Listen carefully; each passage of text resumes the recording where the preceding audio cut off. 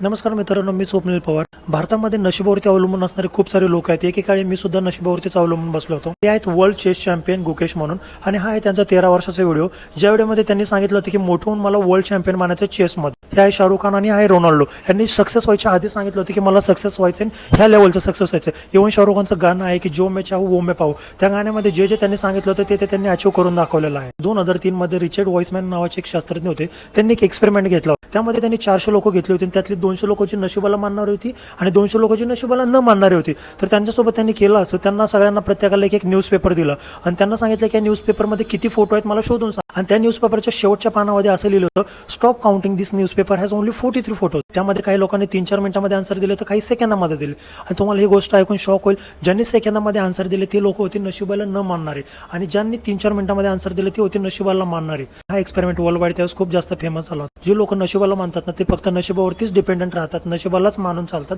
ते कधीच हातपाय चालवत नाही. आणि जे नशिबाला मानत नाही ते स्वतःचा हातपाय चालवतात, काय ना काही एक्सपेरिमेंट करत राहतात. आणि लक्षात ठेवून, नशीब पण त्याच माणसाचे साथ देत ज्याला आयुष्यामध्ये काय ना काय करायची धडपड असते, जो हातपाय चालवतो काय ना काही नवीन नवीन करण्याचा प्रयत्न करत असतो. त्यांचं नाही की जो फक्त नशिबावरती डिपेंडंट असतो.